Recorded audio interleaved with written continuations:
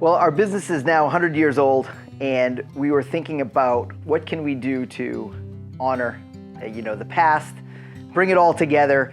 So we've been looking through old photos, and we have this photo of my grandfather in his 20s in front of this 1942 Chevy pickup truck. But the truck actually belonged to my great-grandfather because my grandfather was in his 20s when the picture was taken. And I said to myself, wouldn't it be amazing to find Grandpa's truck? Get a truck just like that and put it back in the fleet for the business. These trucks were a wartime truck, so they didn't make very many of them. It's a hard truck to find. I looked for about 2 years for a truck, and pretty much every truck I found was either terrible, gone, a fake listing. But then finally I found this truck and it almost seemed too good to be true. Me and John, my son, we said, why don't we fly down to North Carolina and drive this truck home? My dad went and told me that he was looking at buying this 1942 Chevy pickup that was in North Carolina. And initially I was kind of like, are you sure? Because my dad, he tends to have more projects than time, and they just collects more and more of them. We talked about it, and eventually we were just like, yeah, let's do it. So my son loves cars. He's very good with tools, and he's a crafty kid, and he loves fixing up old things. Yeah, me and my dad work on a lot of stuff together. He's taught me pretty much everything I know on how to work with all sorts of things from woodworking, metalworking, welding. We had no idea what an adventure this whole thing could be. So I packed 45 pounds of tools and 5 pounds of clothes, and we flew down to North Carolina to buy this truck. We got out of the Uber and we saw this truck, and we were awestruck. This truck was 1,000 times better than we could have ever imagined.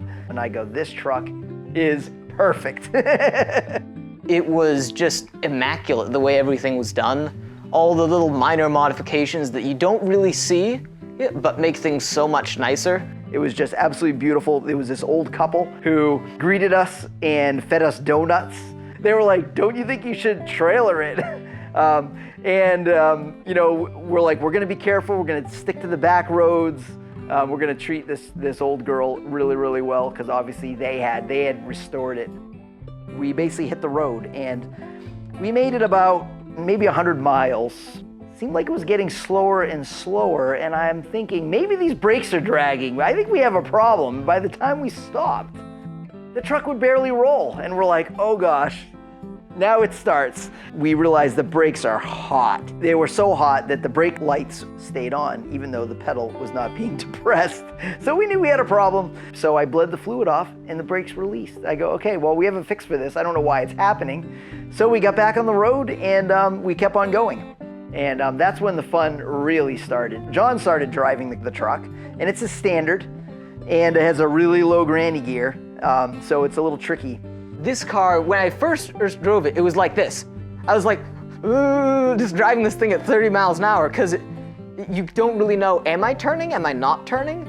It takes some time to figure out how to actually get comfortable with that wheel, because it's an old truck, you definitely notice it. It drove like a truck from 1942.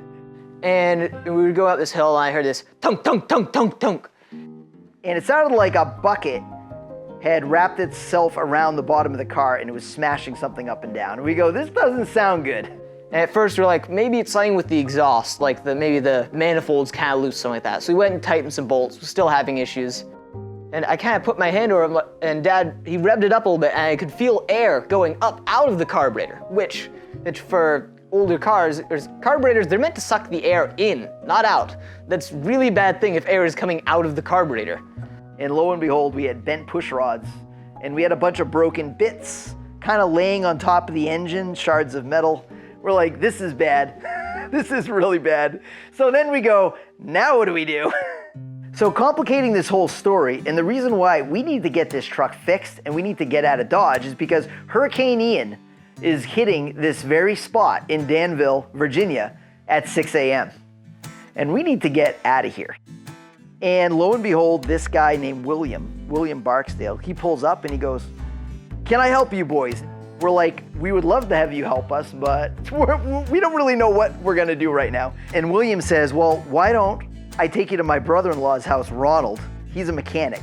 I bet he can help us. So we go to Ronald's house and he calls his friends. He knows a junkyard. Calls them up and the junkyard says, hey, we have an engine just like that, under a tree in the woods. Come on over, maybe you can take some push rods out. So me and John head over to this junkyard. I mean, we are like in the middle of nowhere. He brought us out in the woods, we find this engine, we pull off the valve cover, look at the push rods, and it's the wrong engine.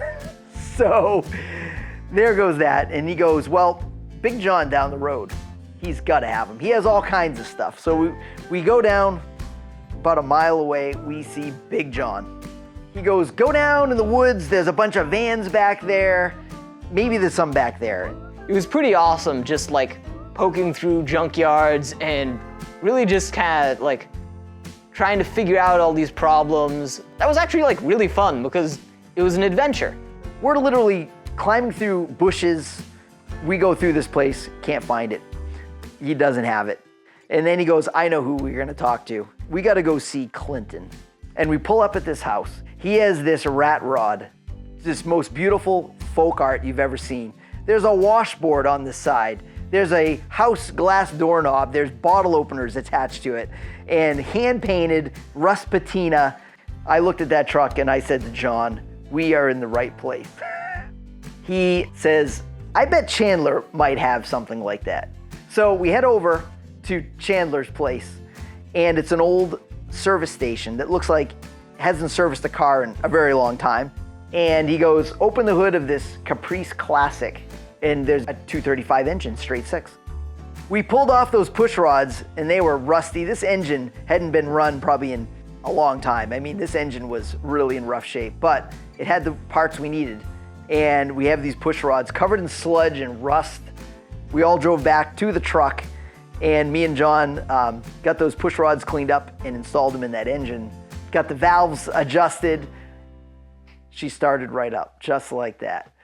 And honestly, if we weren't on back roads, we never would have met William, who saved the day and spent that entire day with us. Without William, we would have been taking a trailer of shame home with this truck with our tail between our legs. So we really got to know each other, and we still FaceTime to this day. We talk on occasion. Really, I called William my guardian angel. So we hit the road, the engine sounds good, the valves are tapping as they should, and everything's adjusted correctly. And we start driving through the night. And it must have been about 1 o'clock in the morning, and we're on back roads because the truck goes like 55 miles an hour maximum. Dad had just recently like, oh yeah, there's a foot button here, that's for the high beams. And we turned them on like, oh yeah, this is great, we can see so much better now. And all of a sudden, the lights go out.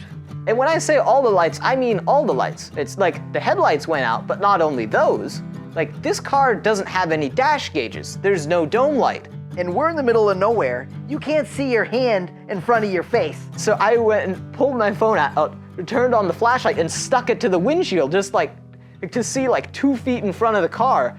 I hit the brake and I just try to keep the wheels straight because the tires on the right side are on the grass, but we're still on the road. And it was like a ditch there. We could have really been banged up. I shut the high beams off and the fuse, it reset. The lights turned back on. I said, well, no more high beams after that. The low beams are bright enough. At the end of the trip, we were starting to get a little delusional because we'd been on the road a long time. And I said to John, I go, this truck, it doesn't seem like it has any power anymore. I don't know what's going on. We're going downhill. And John looks at me, he goes, we're not going downhill, we're going uphill. I go, we are. I'm like, okay, that explains things, but we were getting pretty tired. Probably midnight, we pulled it up in front of the business and we said, we gotta take some pictures. So we took some selfies and it was like amazing. Father-son, 1,000 miles in a truck that breaks, fly down, drive back, hurricane coming. It just, the odds were against us that we were gonna make it, and we made it. There was some times where things were a little tricky and like we had our fair share of issues, but honestly, it was a really cool experience. I'm not afraid of a challenge, and John wasn't afraid of the challenge.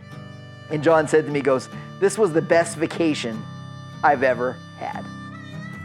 I'm really proud of being part of the Goedecke family. Yeah, I'm really proud that we were able to go and bring back the same type of truck that my great-great-grandfather had when he was working on the business back when they just did paint. The whole nostalgia of having a truck like my grandfather had, that he went to jobs and did painting. And that truck is gonna be around for probably decades, or if not longer, as a vehicle that we'll keep up and we'll use in the business. You know, use it in parades, just special occasions, let our employees use it. You're not gonna be going 70 miles an hour on the highway with it, but that's the fun of it. You take your time, enjoy the ride, and just enjoy being in a truck that brings you back in time.